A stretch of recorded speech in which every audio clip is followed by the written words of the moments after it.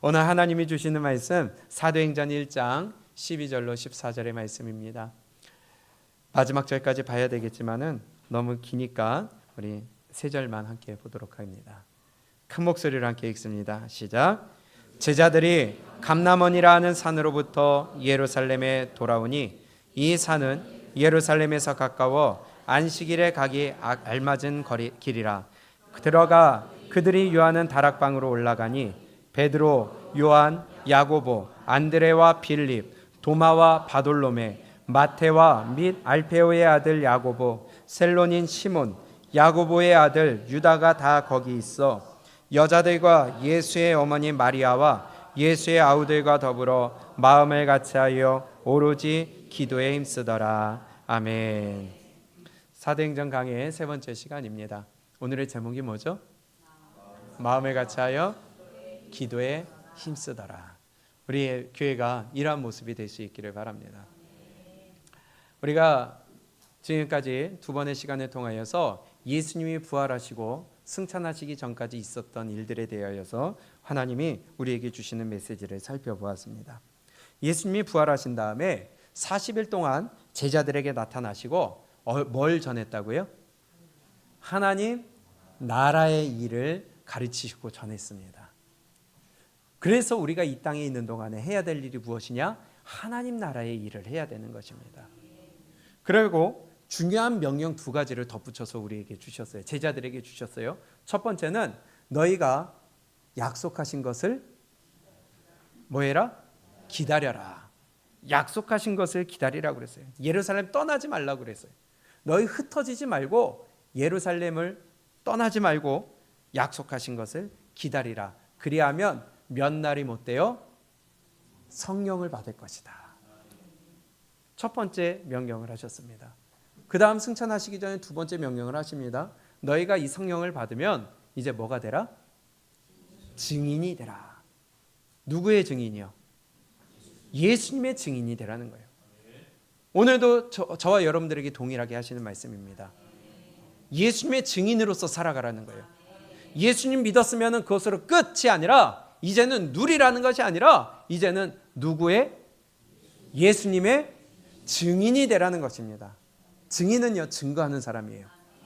내가 본 것을 그대로 말하는 사람이에요. 내가 만난 예수 그리스도를 전하는 사람이에요. 이것이 증인입니다. 이 두 가지 명령을 내려놓고 그 다음에 예수님은 하늘로 올라가셨습니다. 그리고 난 다음에 제자들에게 나타나는 모습이 오늘 본문의 말씀이에요. 한번 볼까요? 제자들이 예루살렘으로 다시 돌아왔습니다. 예수님의 말씀대로 돌아와서 예수님의 명령에 바로 순종하는데요. 어떤 순종을 했을까요?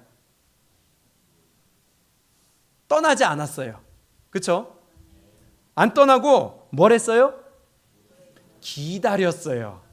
기다리고 있었어요. 각자 자기 처소로 가서 각자의 방법대로 기다릴 수 있지 않았을까요? 자기가 하던 일이 있기 때문에 그것을 하면서 기다려도 되는 거 아니겠어요? 약속하신 것을 기다려라 했으니까 기다리긴 기다리는데 그냥 내 하던 일상으로 돌아가서도 기다릴 수 있는 거 아니겠어요? 아니면 피곤하잖아요. 40일 동안 예수님이 나타나셨다, 사라졌다, 여기 있다, 저기 있다 하면서 예수님이 말씀하신 것을 내가 새기기 위하여 따라다니다가 피곤할 수도 있어요. 또 그날 승천하신 일을 보면서 얼마나 많은 생각들이 있었겠어요. 피곤해서 집에 가서 쉬고도 싶었을 거고요. 아니면 일상을 놓고 있기 때문에 배고프니까 밖에 가서 이제 배나 좀 채우자고 할 수도 있겠는데 그들은요 곧바로 예루살렘에 가서 기다리기 시작했습니다. 그런데 그냥 기다리고 있었던 게 아니었어요.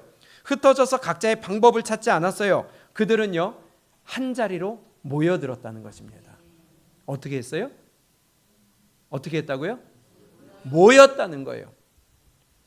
오늘 사도행전 세 번째 시간 우리에게 주시는 메시지가 첫 번째는 모이라는 것입니다.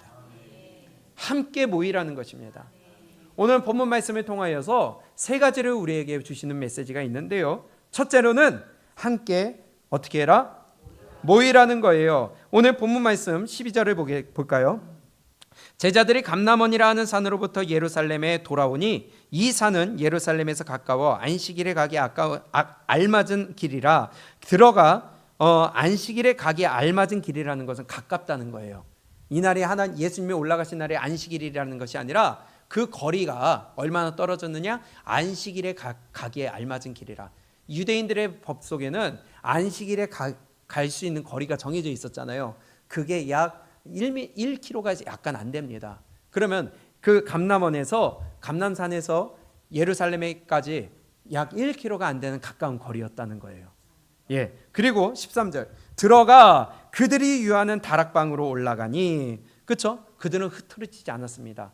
바로 모였어요. 그리고 베드로, 요한, 또 야고보, 안드레와 필립, 도마와 바돌로메, 마테와 및 알페오의 아들 야고보, 셀론인 시몬, 야고보의 아들 유다가 다 제자들이 안 빠졌어요. 몇 명이에요? 11명이에요. 가룟 유다는요? 갔어요. 자살했어요. 그리고 나머지 11명 모든 제자들이 하나같이 다 어떻게 했다? 모였다는 거예요. 제자들뿐만이 아니에요. 14절. 여자들과 예수의 어머니 마리아와 예수의 아우들과 다 같이 모였습니다. 그들의 모인 인원이 몇 명쯤 됐다? 약 120명 정도 됐다는 것입니다. 11명의 제자들, 예수님을 따라다녔던 여자들, 예수님의 어머니 마리아, 예수님의 육적인 형제들, 그들이 다 같이 한 자리에 모였습니다. 모이기 쉬웠겠죠? 당시 상황을 한번 생각해 보세요. 예수님이 지금 어떤 상황이에요? 죽었던 분위기예요. 그들이 예루살렘에 있는 사람들이 볼 때는 예수님이 승천한 것은 아는 사람도 있겠지만 모르는 사람들이 대부분이에요. 그렇죠? 그리고 이 예루살렘의 지금 분위기가 어땠을까요? 유대인들의 지금 마음 상태가 어떨 것 같아요? 유대인들은요, 겟세마네에서 기도하신 예수님을 잡아갔어요. 그렇죠? 군병들이 와서 잡아갔어요. 그리고 불법 재판했어요. 맞아요? 새벽에 재판했다는 거예요. 새벽에. 재판은 새벽에 열리는 거 보신 적 있어요? 불법 재판이라는 것입니다. 또 예수님은요, 제자들은요, 자기도 잡혀갈까 봐 뿔뿔이 다 흩어진 상황이에요. 이해가 되세요? 도망간 상태라는 거예요. 왜요? 자기도 잡힐까 봐.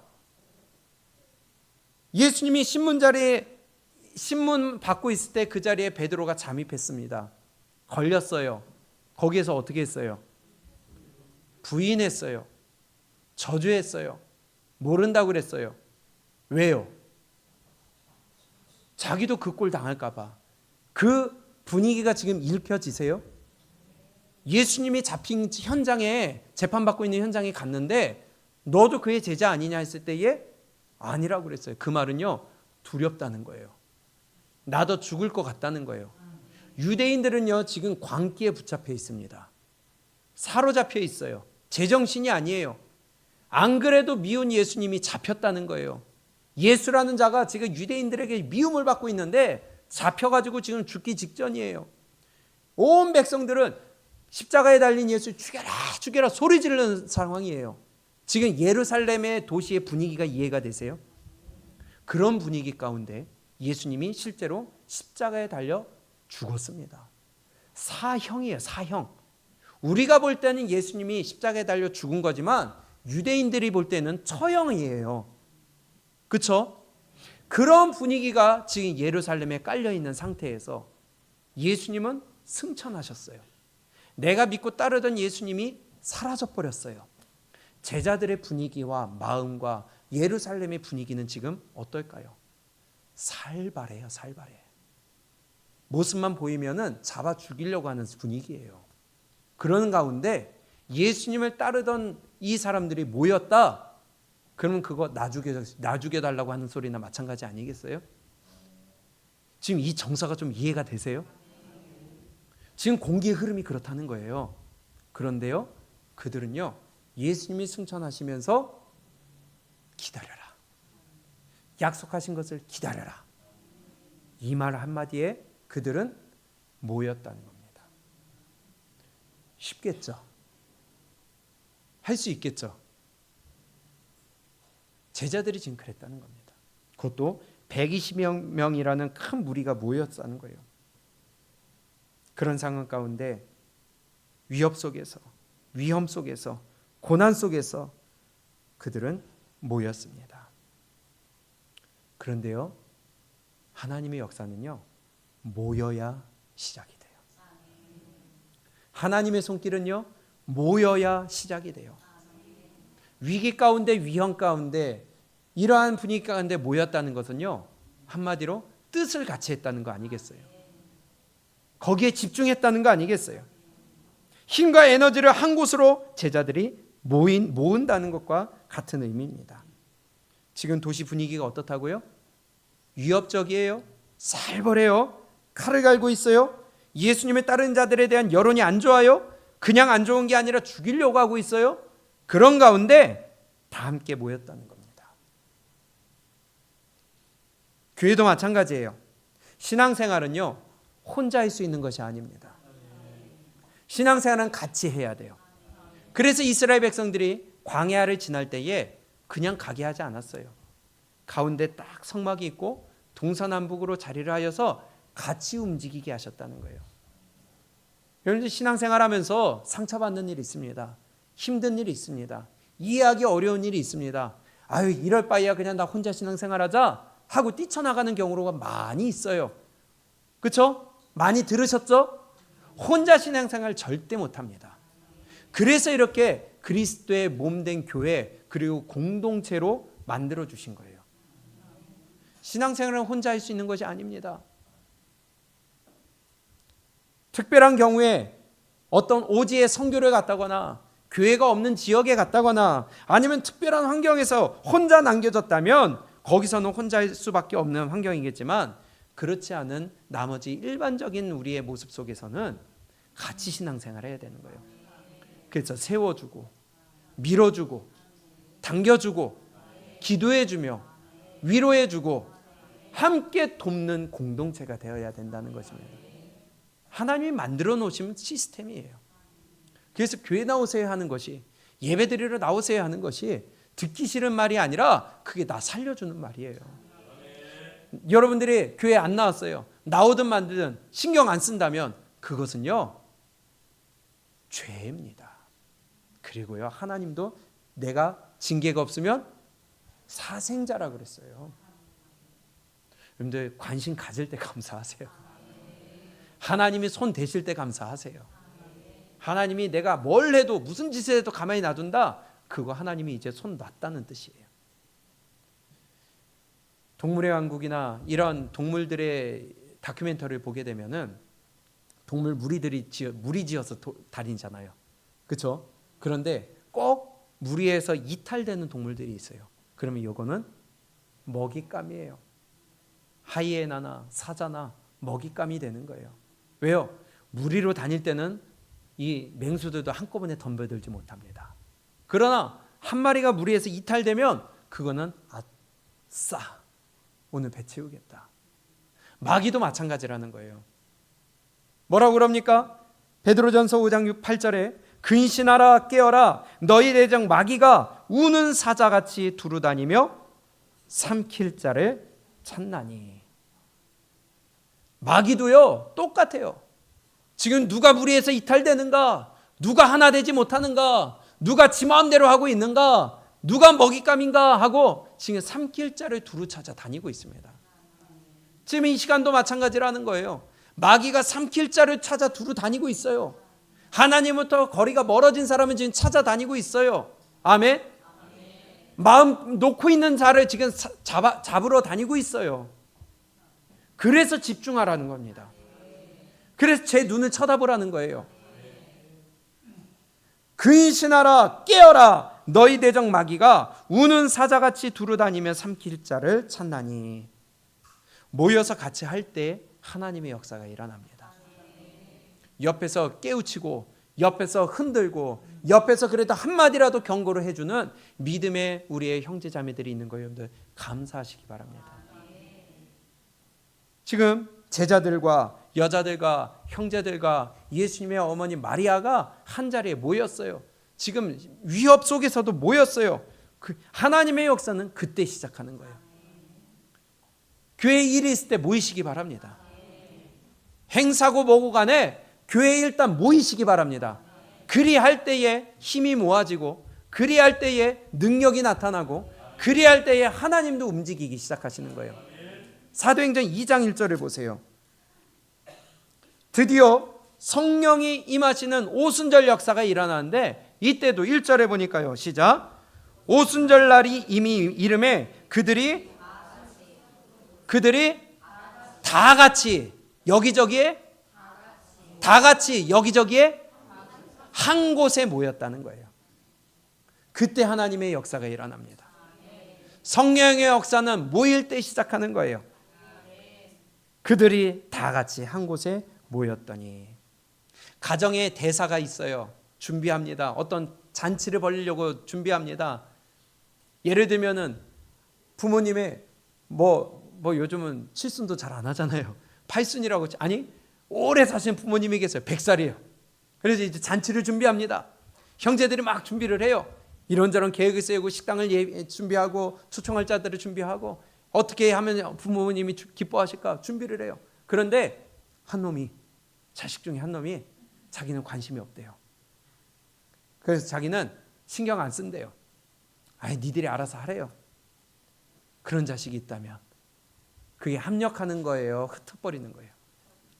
기분이 좋겠죠. 다른 가족들이 부모님을 볼 때 기분이 좋겠죠. 아니라는 겁니다.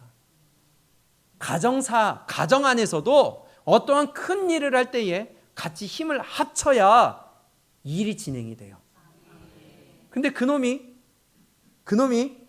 잔치날이 됐어요. 그러고 하나도 힘을 도와주지 않았던 놈이 잔치 자리에 와가지고 지 먹을 건 배 터지게 처먹어. 기분 좋겠죠? 아유, 와줘서 고마워 할까요? 거기다 한술 더 뜨네요. 아유, 축의금 들어온 거 내 목 줘. 그런다면 여러분들이 볼 때는 어떠시겠어요? 하나님이 보실 때는 어떨까요? 하나님의 일을 진행하는 데 있어서 관심도 없고 기도도 안 하고 힘도 안 쓰고 마음대로 그냥 있다가 자리에 딱 나타난다면 하나님이 아이고 고맙다 하실까요? 모일 때에 하나님의 역사가 일어나는 거예요. 함께 관심을 갖고 거기에 힘을 쏟으며 에너지를 쏟고 우리가 함께 거기에 중심을 모을 때에 하나님이 움직이시기 시작하는 겁니다. 지금 제자들이 굉장히 위험한 상황임에도 불구하고 모여들었어요. 뭐 때문에요? 예수님의 명령 하나 때문에. 기다리라는 명령 하나 때문에. 각자의 자리에서, 처소에서, 일터에서 자기의 역할을 하면서 할 수도 있었겠지만 일단 모였다는 겁니다. 모여야 서로 힘이 납니다. 모여야 지혜가 생깁니다. 모여야 역사가 일어납니다. 하나님의 일도 마찬가지라는 거예요. 교회 일에 관심을 갖고 일단 모이고 기도하고 힘을 쏟고 지혜를 쏟고 나를 들을 줄 알아야 교회에 하나님의 역사가 일어나는 거예요. 무관심하고 거기에 남들 모인 자리에 내가 재뿌리고 힘을 뺀다면 그것은요, 하나님이 기뻐하지 아니하실 뿐더러 불쌍한 자가 될 거예요. 뺀질뺀질하고 무관심하고 도리어 힘을 빼는 자가 되지 아니하고 도리어 힘을 쏟고 관심을 쏟고 지혜를 쏟고 전심전력을 다하는 하나님의 백성 되시기를 축복합니다. 모여야 된다는 거예요. 잠언 18장 1절에 보게 되면 이렇게 말씀합니다. 무리에게서 스스로 갈라지는 자는 자기 소욕을 따르는 자라 온갖 참 지혜를 배척하느니라. 뛰어나 보세요. 무리에게서 어떻게 해요? 스스로 갈라지는 자는 하나님의 뜻을 따르는 자가 아니에요. 항상 어디든지 어떤 공동체 안에서 자기 마음대로 해요. 자기 뜻대로 해요. 자기 기준대로 해요. 기준을 안 따라요. 하나님의 뜻을 안 따라요. 그러면 어떻게 하는 자다? 스스로 갈라지는 자예요. 그리고 참 지혜를 배척하는 자라. 제 말 아닙니다. 성경입니다. 하나님의 말씀입니다. 다 같이 읽습니다. 시작. 무리에게서 스스로 갈라지는 자는 자기 소욕을 따르는 자라 온갖 참 지혜를 배척하느니라. 아멘. 내가 중요하다는 거예요. 자기 기준을 따라가요.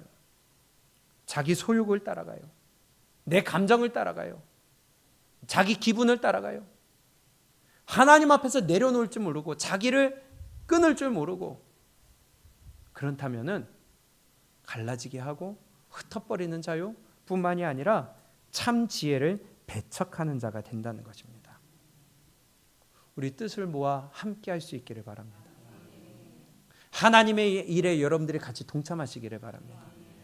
하나님 나라의 주인공 되시기를 바랍니다. 모여야 역사가 일어나요. 교회 생활하다 보면요, 자꾸 모이라고 할 때가 있어요. 그때 여러분들 힘쓰세요. 모이세요. 집회가 있다, 모이세요. 여러분들의 시간을 희생하세요. 할애하세요. 그리고 주님 앞으로 달려오세요. 그때 하나님이 역사하십니다. 특별기도회가 있다, 어떤 강의가 있다, 아니면 어떤 간증이 있다, 아니면 어떠한 특별한 시간이 있다, 여러분들이 최선을 다해서 달려오세요. 그게 하나님의 일에 동참하는 것입니다. 아이, 난 이것 때문에 안 돼. 바빠서 안 돼. 미리부터 딱 아예 계산을 해버려요.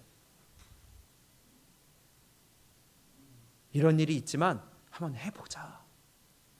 그래도 한번 달려가 보자. 그게 하나님의 역사의 첫걸음이라는 것입니다. 어떻게 해요? 함께 모여야 돼요. 그것이 지금 오늘 이 제자들의 모습을 통해 우리에게 첫 번째로 주시는 메시지입니다. 두 번째, 모였어요. 그럼 뭐 했을까요? 교제했어요? 먹었어요? 쎄쎄쎄 했어요? 회의했습니까? 이제 예수님이 승천하셔서 우리 어떻게 할까? 앉아가지고 둘러앉아서 회의했을까요? 대책회의했어요? 비대위 열렸어요? 그들은 기도했습니다. 교회 일에 있어서 회의가 먼저가 아니에요. 아멘. 교회에 어떠한 일을 준비함에 있어서 회의가 먼저가 되면 안 돼요. 뭐가 먼저 돼야 돼요? 기도가 먼저 돼야 돼요. 기도 없이 진행하는 것은요, 하나님이 함께하지 않습니다. 하나님이 기뻐하지 않습니다. 제자들도 지금 위급한 상황이에요. 전체가 다 모였다는 것은 그만큼 지금 중요한 상황이라는 것입니다. 위급한 상황이라는 거예요. 그런데 그들은 이제 예수님 가셨으니 이제 어떻게 할까? 그동안 의지했던 예수님이 없는데 어떻게 해야 될까? 회의하지 않았습니다. 그들은 기도했습니다. 지금 살벌한 분위기예요. 예수님의 명령을 따라 일단 모였어요. 그런데 그들은요, 기도했습니다. 사도행전 1장 다시 13절 14절 읽어봅니다. 시작. 들어가 그들이 유하는 다락방으로 올라가니 베드로, 요한, 야고보, 안드레와 빌립, 도마와 바돌로메, 마테와 및 알페오의 아들 야고보, 셀론인 시몬, 야고보의 아들 유다가 다 거기 있어 여자들과 예수의 어머니 마리아와 예수의 아우들과 더불어 마음을 같이하여 오로지 기도에 힘쓰더라. 아멘. 기도에 힘썼습니다. 근데 여기에 앞에 하나가 수식어가 붙어요. 무엇을요? 마음을 같이하여. 아멘. 그러면요, 이들은요, 기도했다는 것은 이미 알고 있다는 거예요. 뭘 알고 있냐? 너희에게 약속하신 것을 기다리라. 기다리라 했을 때에 이 기다리라는 의미가 뭔지를 알고 있었다는 거예요. 예수님이 기도하고 있어라 안 했어요. 약속하신 것을 받을 때까지 기다려라 그랬어요. 그 의미가 뭔지 알고 있었다는 거예요. 우리가 지난주일에 하나님의 때에 대해서 잠깐 나눴었습니다. 하나님의 때, 그 때가 될 때까지 우리는 기다리라는 말을 신앙생활하면서 자주 들어요. 하나님의 때까지 한번 기다려보자. 하나님의 때가 되면 알 수 있을 거야. 기다려보자 하는 그 말을 우리가 많이 들어요. 그러면 그거는 그냥 멍하니 기다리라는 거예요? 벽 보고 있으라는 거죠? 그냥 감나무에서 감 떨어질 때까지 입 벌리라고 있으는 거예요? 그게 아니죠. 하나님의 때가 될 때까지 한번 기다려보자 하는 것은 기도하자는 거예요. 하나님의 때를 기다리라는 말은 기도하라는 것입니다. 이것이 신앙생활이에요. 예레미야 29장 12절에 볼까요?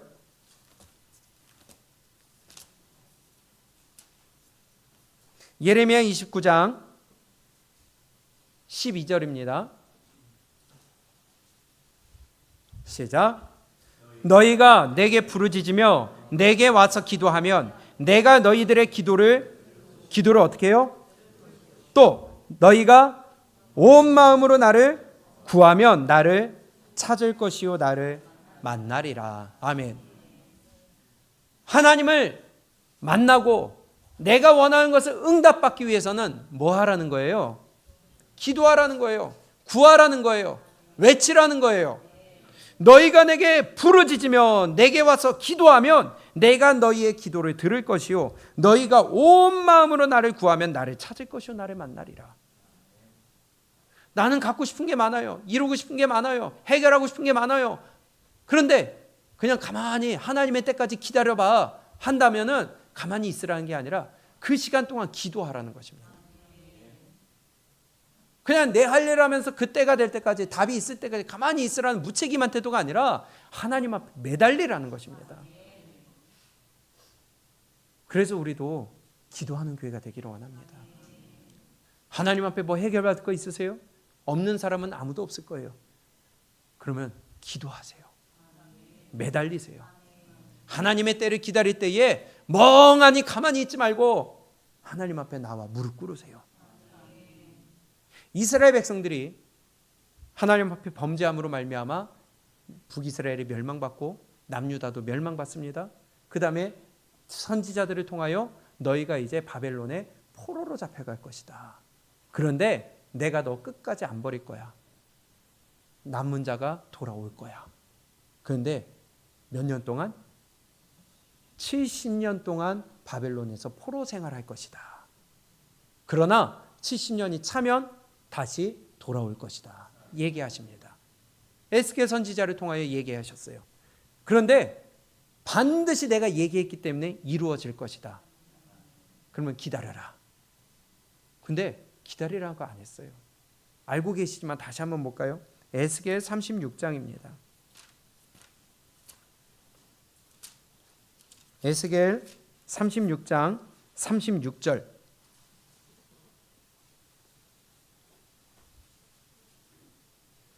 시작. 너희 사방에 남은 이방 사람이 나 여호와가 무너진 곳을 건축하며 황폐한 자리에 심은 줄을 알리라. 나 여호와가 말하였으니 예, 반드시 너희가 바벨론에서 돌아올 거라는 거예요. 하나님이 예언하셨기 때문에 이루어 주실 거예요. 역사적으로 실제로 이루어졌어요. 그런데 그 다음이 더 중요하다는 거예요. 37절 시작. 주 여호와께서 이같이 말씀하셨느니라. 그래도 말하였으나 이루어질 것이나 그래도 이스라엘 족속이 이같이 자기들에게 이루어 주기를 내게 어떻게 한다? 구하여야 할지라. 아무리 하나님이 약속하셨다 할지라도 기도하지 않으면 이루어지지 않는다는 거예요. 너에게 약속하신 것을 받을 때까지 기다려라 했다고 할지라도 가만히 앉아 있으면 그거 못 받는다는 거예요. 오늘 주일은 주님이 복 주시마 약속하신 날이라고 그랬어요. 그런데 가만히 멍하니 앉아 있으면 복은커녕요 하나님 앞에 어떤 것도 받을 수가 없어요. 냉랭한 가슴으로 돌아갈 수밖에 없어요. 허무한 마음으로 돌아갈 수밖에 없어요. 기도로 준비해야 돼요. 주일 예배를 여러분들이 한 주간 동안 기도로 준비해야 돼요. 저는 저대로 말씀을 준비하며 기도로 준비해야 되겠지만 여러분들은 또한 말씀을 받기 위해 기도로 준비해야 된다는 것입니다. 일주일 내내 내 마음대로 내 가치대로 내 마음대로 세상에서 살아가다가 마음대로 화내고 마음대로 즐기고 마음대로 먹고 마시면서 내 마음대로 살다가 하나님과 상관없이 살다가 예배 시간이니까 와서 예배 드린다? 은혜 받는다? 아니, 그거 교만이죠. 욕심이죠. 그게 마귀짓이죠. 하나님 앞에 은혜를 사모하려면 구해야 된다는 거죠. 준비해야 된다는 거예요. 다시 한번 강조하지만요, 이 시간 예배 드리기 위해 일주일 동안 기도하세요. 은혜 받기 위해 기도하세요. 내가 말하였으니 이루리라. 그러나 그래도 이스라엘 족속이 이같이 자기들에게 이루어 주기를 내게 구하여야 할지라. 일주일 동안 여러분들 기도로 준비하지 않으면 이 시간에 원망밖에 안 나옵니다. 짜증밖에 안 나옵니다. 은혜 못 받습니다. 목사 얼굴 때문에 은혜 못 받고요. 제가 인상 썼다고 기분 나쁘다고 은혜 못 받고요. 별것도 아닌데 이 은혜 못 받고요. 마음 상해가지고 흥 하고 돌아가게 되는 거예요. 왜? 저도 고쳐야 되겠지만은 기도 안 했다는 거예요. 냉랭한 마음으로 돌아가게 된다는 거예요. 기도하세요. 예배를 위해 기도로 준비하세요. 그래도 내게 이루어지기를 기도하여야 할지라. 근데 여기에 기도하긴 하는데 두 가지 방법을 우리에게 얘기하신다는 거예요. 첫 번째, 다시 오늘 본문 14절을 보면요, 여자들과 예수의 어머니 마리아와 예수의 아들과 더불어 이 기도할 때 마음을 같이 해서 기도해야 된다는 거예요. 혼자서도 기도하지만 우리가 같이 공적으로 모여서 기도할 때 기도 같이 해야 된다는 거예요. 여러분들 집에서 기도가 잘 되든가요? 여러분 집에서 소리 지르면서 손 흔들면서 하나님 앞에 크게 부르짖을 수 있든가요? 그래서 하나님의 집은 기도하는 집이라 일컬음을 받으리라. 기도하러 나오세요. 우리가 밤에 부르짖어 기도할 때 같이 기도하세요. 그냥 앉았다 가지 마세요. 엉덩이 붙였다 가지 마세요. 어떻게 이 시간까지 왔는데 그냥 갈 수가 있겠어요? 하나님 만나고 가야죠. 응답 받고 가야죠. 부르짖고 가야죠. 여러분들이 하나님 앞에 부르짖고 가시기를 바랍니다. 아무리 미지근한 마음으로 왔어도 같이 모여서 부르짖다 보면 같이 불이 전달되는 거예요. 옆에 사람이 불 받으면 나도 불 받게 되는 거예요. 그런데 그냥 앉아있다 가게 되면요, 절대로 같이 못합니다. 전달 못 받습니다. 마음을 같이 하여 한 마음이 되어야 돼요. 한 생각이 되어야 돼요. 마음이 같이 모아져야 돼요. 아멘. 에스더서를 보게 되면요, 유대인들에게 큰 위기가 닥치죠. 하만이 자기 개인적인 원한을 가지고 유대 민족들을 싹 다 청소하려고 그래요. 그때에 모르드게가 그 소식을 듣고 에스더에게 소식을 전합니다. 근데 에스더가 그걸 듣고 난색을 표해요. 왕의 부름 없이 내가 마음대로 나가면 죽습니다. 그랬더니 모르드게가 그러냐? 어떡하지?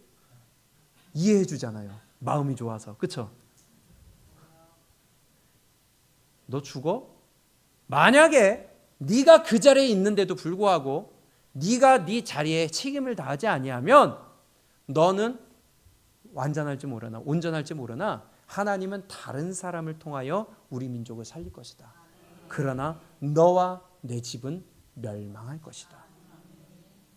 상황과 형편을 이해해 주지 않습니다.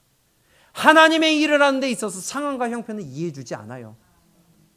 제가 여러분들한테 나오라고, 기도하라고, 오래 기도해 보라고, 한번 결정해 보라고 한다고 상황 보지 않는다고 여러분들 마음 상해요? 어쩔 수 없습니다. 왜? 그거 죽으라고 놔두는 거거든요. 저는 제 역할을 다할 수밖에 없어요. 기도하라고 할 수밖에 없어요. 한번 엉덩이에 뭐가 나더라도 한번 앉아 있어 보라고 저는 강조할 수밖에 없어요. 왜? 살려야 되니까. 에스더의 상황과 형편, 목숨이 왔다 갔다 하는데도 그거 이해해 주지 않았습니다. 네 역할 다하지 않으면 너와 내 집은 멸망받는다. 그 말에 에스더가 뭐라고 합니까? 에스더서를 한번 보세요. 에스더 4장 16절입니다.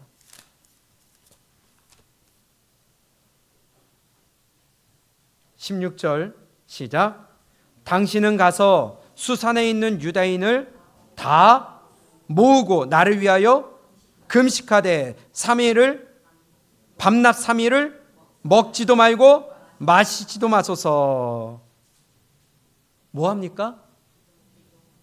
같이 기도해 달라는 거예요. 마음을 같이 모아 달라는 거예요. 당신은 가서 수산에 있는 유다인들을 다 어떻게 하고 모으고 나를 위하여 금식하되 밤낮 3일을 먹지도 말고 마시지도 마소서. 마음을 모아서 같이 기도해 달라는 겁니다. 기도하는 데 있어서 하나님의 역사가 이루어지는 데 있어서 먼저 마음을 같이 해야 돼요. 모이는 것도 중요한데 그 다음에 기도할 때에 마음을 같이 해야 돼요. 아이, 난 이만큼 했으니까 됐어. 난 그래도 얼굴 비쳤으니까 됐어. 하고 가버리면 마음을 같이 하는 거 아니에요. 맞아요?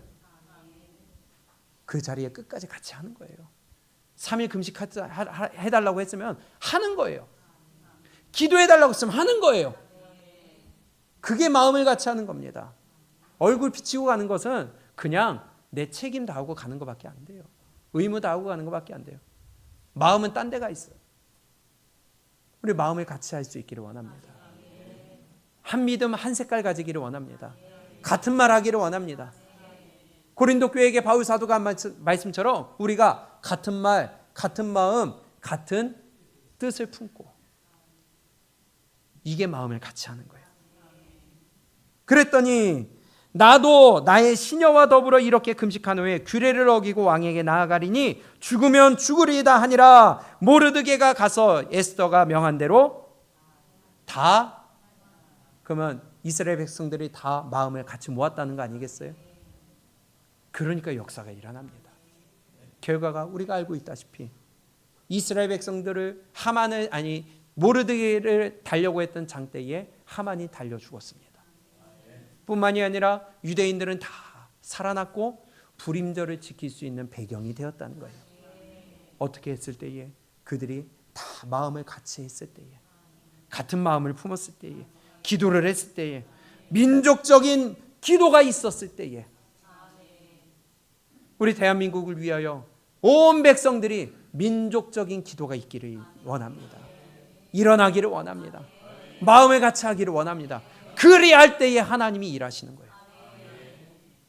베드로가 갇혔어요. 사도행전 12장에 보게 되면 12 제자들 중에 제일 먼저 순교하는 사건이 일어납니다. 누가요? 야고보가 순교의 문을 열어요. 그리고 그 일이 있고 난 다음에 백성들이 좋아하니까 이제 베드로도 잡아 죽이려고 잡아놨어요. 투옥이 됐습니다. 무교절 기간이기 때문에 유월절이 지나면 베드로 죽이려고 이제 내일이면 이제 베드로가 죽을 날이에요. 그때에 베드로가 죽을 것을 알고 있는 사람들이, 교인들이 뭘 했어요? 그들은 한 곳에 모여서 기도했습니다. 베드로를 위하여 기도했습니다. 사도행전 12장 5절에 보니까 이에 베드로는 옥에 갇혔고 교회는 그를 위하여 간절히 하나님께 기도하더라. 교회가 같이 마음을 함대로 모은 거 아니겠어요? 그러니 역사가 일어납니다. 어떤 역사가 일어나요? 7절에 호련히 주의 사자가 나타나며 옥중에 광채가 빛나며 또 베드로의 옆구리를 쳐 깨워 이르되 급히 일어나라 하니 쇠사슬이 그 손에서 벗어지더라. 기적이 나타납니다. 묶여있던 쇠사슬이 풀어집니다. 그리고 천사가 옥문을 열고 베드로를 끌어 밖으로 내보내고 가라고 합니다. 어떻게 했을 때 이런 역사가 일어나요? 기도를 어떻게 했을 때? 마음을 같이 했을 때. 우리 마음을 같이 하시기를 축복합니다. 두 번째 14절 사도행전 1장 14절에 보니까 더불어 마음을 같이하여 오로지 기도에 힘쓰더라. 마음을 같이하여 기도하되 오로지 기도에 힘써야 돼요. 다른 생각 품으면 안 돼요. 오로지 기도에 힘쓰더라. 이 오로지 기도에 힘썼다는 말 어디에 힘썼다고요? 기도에 힘썼어요. 오로지 기도에 힘썼다는 말이 무슨 말이냐? NIV 성경의 영어 성경에 보게 되면 constantly, 끊임없이 계속해서 지속적으로 기도했다는 거예요. 우리 모여서 기도합시다. 한 마음으로 기도합시다. 오케이, 좋았어. 오늘 뜨겁게 12시간 기도했어요. 그리고 끝이 아니었다는 겁니다. 그들은요, 오늘도 기도하고 내일도 기도하고 아침에도 기도하고 점심에도 기도하고 저녁에도 기도하고 끊임없이 계속해서 기도했다는 거예요. 이것을 오로지 기도했다고 하는 겁니다. 여러분, 우리요 저녁에 모여서 기도할 때 여러분들이 기도하세요. 끊임없이 기도하세요. 계속해서 기도하세요. 하나님이 지겨워하시도록 기도하세요. 기도하되 끊임없이 계속해서 기도하실 때에, 기도할 때에 그것이 성령의 역사가 일어나게 되는 시발점이 된다는 것입니다. 예수님이 승천하시면서 기다리라 그랬어요. 그것이 기도하라는 의미인 줄 알았어요. 그래서 마음을 같이하여 모였어요. 기도했어요. 그런데 예수님이 기한 안 정해줬다는 겁니다. 내가 며칠 후에 몇 날이 못 되어 성령을 받으리라고는 했지만 그것이 한 달이 될지 두 달이 될지 1년이 될지 기한은 안 정했다는 거예요. 그러나 그들은 끊임없이 constantly 계속하여 기도했어요. 이게 저와 여러분들이 가져야 될 기도의 자세라는 겁니다. 그냥 한번 기도 띡 하고 한번 띡 올려드리고 난 기도했어요. 하나님 이제 알아서 하세요. 하나님 놀리는 거 아니에요? 그건 순종이 아니라 갖고 노는 거 아니에요? 기도는 끊임없이 해야 되는 거예요. 하나님의 약속에 대한 응답을 기다리면서 기도하는 것이 이런 것이라는 것입니다. 끊임없이 하는 거예요. 계속해서 하는 거예요. 지겹도록 하는 거예요. 상대방이 지겹도록 하는 거예요. 우리가 잘 알고 있다시피 누가복음에 보게 되면 기도에 대한 교훈을 해주십니다. 예수님이 제자들에게 어떻게 기도해야 된다는 걸 알려주시면서 누가복음 18장에 불의한 재판관에 대해서 예수님이 예를 들어서 얘기를 해주세요. 그러면서 이 불의한 재판장 과부에게 과부가 나 억울한 일이 있으니까 좀 해결해 주세요 하는데도 안 들어줘요. 그러다가 어느 날 자고 있는데 드는 생각이 이 과부가 계속 쫓아오는 거예요. 오늘도 오고 내일도 오고 다음 날도 오고 귀찮아가지고 자다가 이거 빨리 해결해 주지 않으면 내가 귀찮겠구나 하고 빨리 해결해 줬다는 거예요. 그러면서 예수님이 뭐라고 그러십니까? 누가복음 18장 4절입니다. 누가복음 18장 4절 시작. 그가 얼마 동안 듣지 아니하다가 후에 속으로 생각하되 내가 하나님을 두려워하지 않고 사람을 무시하나 이 과부가 나를 번거롭게 하니 내가 그 원한을 풀어주리라. 그렇지 않으면 늘 와서 나를 괴롭게 하리라 하였느니라. 주께서 또 이르시되 불의한 재판장이 말한 것을 들으라. 하물며 하나님께서 그 밤낮 부르짖는 택하신 자들의 원한을 풀어주지 아니하시겠느냐. 그들에게 오래 참으시겠느냐. 내가 너희에게 이르노니 속히 그 원한을 풀어주리라.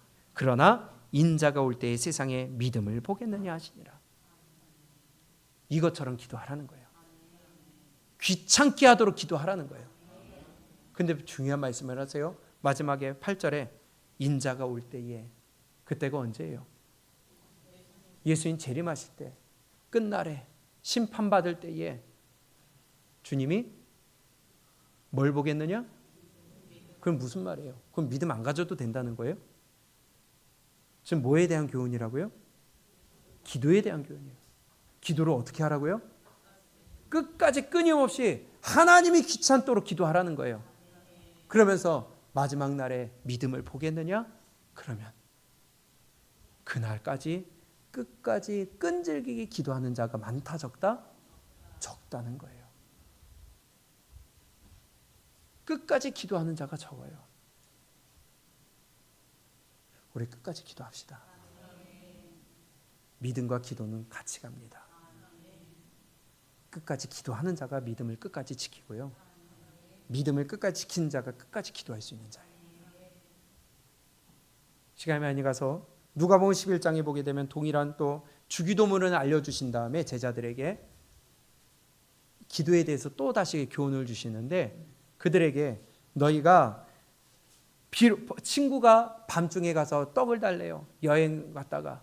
그런데 싫지만은 그 친구에게 뭐라고 하느냐? 내가 너희에게 말하노니 비록 벗됨을 인하여서는 일어나 주지 아니할지라도 그 간청함을 인하여 일어나 그 요구대로 주리라. 뭐대로요? 간청함을 인하여. 기도할 때 간청하라는 거예요. 매달리라는 거예요. 바짓가랑이 붙잡고 기도하라는 거예요. 야곱이 끝까지 붙들고 안 놨던 것처럼 기도하라는 거예요. 그러면 들어주겠다는 거예요. 그러면서 구하라, 찾으라, 두드리라. 이 유명한 말씀을 예수님이 하신 겁니다. 그러면서 마지막에 13절 보니까 시작. 너희가 악할지라도 좋은 것을 자식에게 줄 줄 알거든 하물며 너희의 하늘 아버지께서 구하는 자에게 무엇을요? 성령을 주시지 않겠느냐. 그러면 성령 받기 위해서는 뭐 해야 돼요? 기도를 어떻게 해야 돼요? 간청해야 된다는 거예요. 끊임없이 해야 된다는 거예요.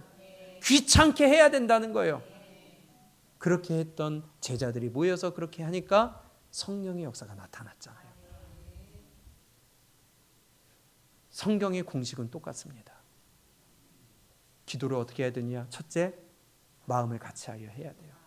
두 번째, 끊임없이 해야 돼요. 끈질기게 해야 돼요. 우리 이렇게 기도가 회복되는 교회가 될 수 있기를 원합니다. 그래서 좀 전에 말씀드린 것처럼 이 사도행전 1장 14절에 constantly 오로지 기도에 힘썼더라. 끊임없이 계속하여 지속적으로 기도했고, 또 ESV라는 표준 성경의 영어 성경에 보게 되면 거기서는 전심으로 모든 걸 다 쏟아서 몰두해서 기도했다고 표현하고 있어요. 여러분 기도하면서 별의별 잡생각 다 들잖아요. 가스볼 생각나죠.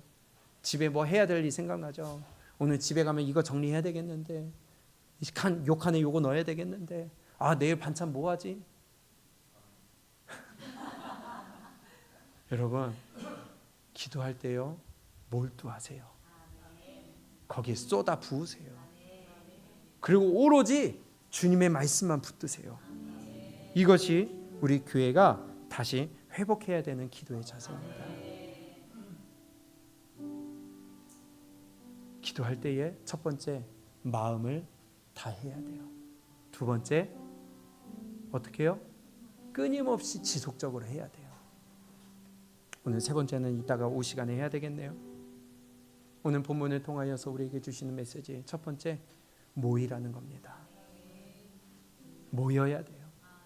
주의 일에 힘을 써야 돼요. 주의 일에 관심을 가져야 돼요. 주의 일에 내가 미지근하면 안 돼요. 두 번째, 마음을 같이 해야 됩니다. 그리고 기도하되 끊임없이 끝까지 해야 돼요. 이것이 우리의 믿음이 되어야 되겠습니다. 교회에서 앞으로 무슨 일이 있든지 간에 여러분들 모이시기를 바랍니다. 그때 하나님이 역사합니다. 또한 마음을 한 대로 함께 하시기를 바랍니다. 그리고 끊임없이 기도하시기를 바랍니다. 그럴 때에 성령이 우리에게 함께 하시고 하나님의 역사는 그때부터 문이 열리기 시작한다는 거예요. 초대교회가 함께 모여서 끈질기게 기도했어요. 그때 성령의 놀라운 역사가 일어났습니다. 교회에서 발표를 하고 우리가 함께 믿음을 위하여 달려나갈 때에 미적지근하고 신경도 안 쓰고 기도도 안 하고 참여도 안 하고 누군가 하겠지 하면서 내 일에 더 급하다면 하나님 앞에서 절대로 그것은 옳은 일이 될 수가 없습니다. 하나님 앞에서 그거 부끄러운 일이 되는 거예요. 하나님의 도우심을 받을 수가 없습니다. 하나님의 역사를 볼 수가 없어요. 우리 예수님의 증인으로 살아가기 위해서는 마음을 같이 하고 끊임없이 기도하며 모이기에 힘써야 될 줄로 믿습니다. 그러한 자가 예수님의 증인으로 살아갈 수가 있어요.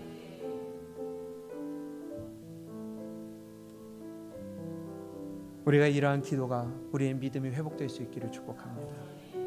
우리 함께 찬양하고 이 시간에 잠시 기도하도록 하겠습니다.